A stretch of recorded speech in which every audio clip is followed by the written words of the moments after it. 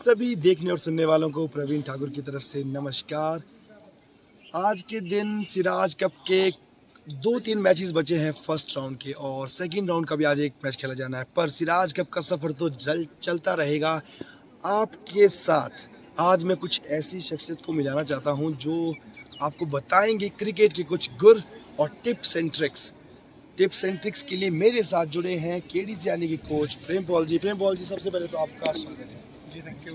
तो प्रेम भाई, सबसे पहला सवाल, मुझे आपके हाथ में ये बॉल जो है वो लहराती हुई नज़र आ रही है।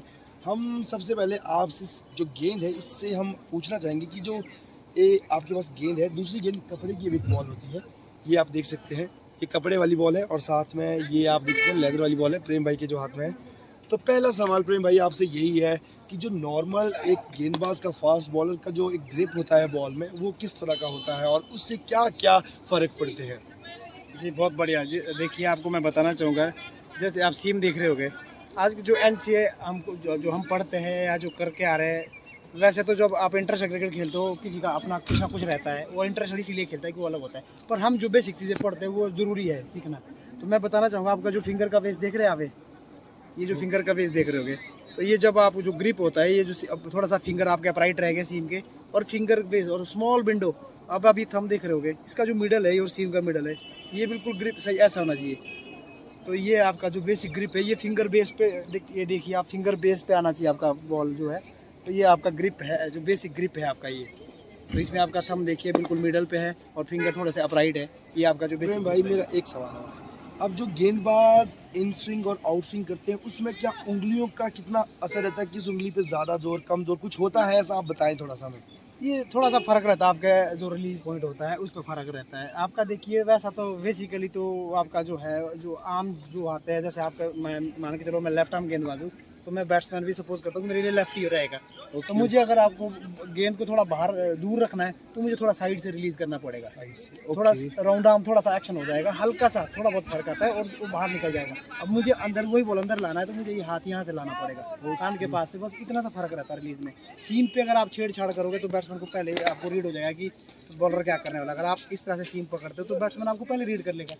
ये बड़ा मुश्किल है। तो प्रेम भाई, एक क्रॉस सीम भी होता है, तो क्रॉस सीम हम कब यूज़ करते हैं जब लेदर बॉल क्रिकेट की बात करें? देखिए, विकेट कुछ इस तरह का कोई सपोर्ट नहीं कर रहा है आपको, कुछ बॉलरों को हेल्प नहीं मिल रही है, तो फिर जाके आपके पास एक साइकोलॉजिकल एज देने के लिए बैट्समैन को आप क्रॉस सीम यूज़ करते हैं। उसका ये रहता है कि अगर आपका पेट पे बॉल गिर गया, ये गिर गया, तो वो नीचे रह जाएगा उसका। पर अगर कभी कई बार ऐसे गिरता है तो मिसबिहेव करता है बॉल, कई बार सामने से चढ़ जाएगा, तो उसका ये एडवांटेज रहता है। ओके प्रेम भाई, अब एक सवाल और। ये हमारे पास कपड़े की गेंद है जो सिराज कप में यूज़ हुई है। प्रेम भाई, इसमें अगर पकड़ने का हिसाब आप थोड़ा बहुत बताइए, ग्रिपिंग का किस तरह का हिसाब इसमें?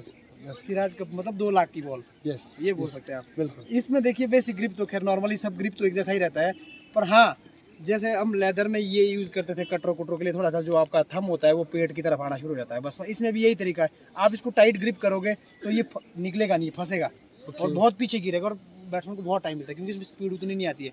हल्का सा ग्रिप यही रहता है कि आपको फिंगर थोड़ा सा इसमें मूव करना है हल्का सा, और जो थंब आपका ये हो ना, पेट की तरफ लाना है, बस इतना सा ट्रिक रहता है। कहने का मतलब ये है कि जो बेसिक्स हैं वो सभी तरह के खेलों के लिए सेम है, सभी तरह की बॉल्स के लिए। प्रेम भाई, एक सवाल और।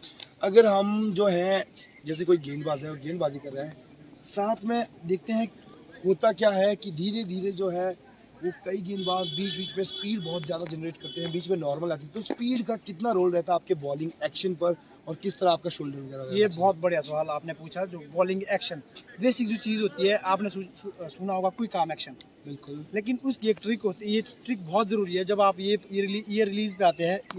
ये देखिए, ये टाइमिंग देखिए, मेरे पाँव की टाइमिंग और रिलीज की टाइमिंग देखिए, ये बहुत डिपेंड करती है स्पीड के लिए आपको, क्योंकि सारा पावर, अगर आपकी ये टाइमिंग सही है तो पावर जनरेट ऑब्वियसली आपकी हो जाएगी। अगर इसमें फॉल्ट है, ये पहले मेरा पाँव पहले गिर गया, रिलीज बाद में हो रहा, तो पावर जनरेट नहीं होगी और बॉडी की एक तरफ लोड हो जाएगा, इंजरी के तो बहुत ज़्यादा।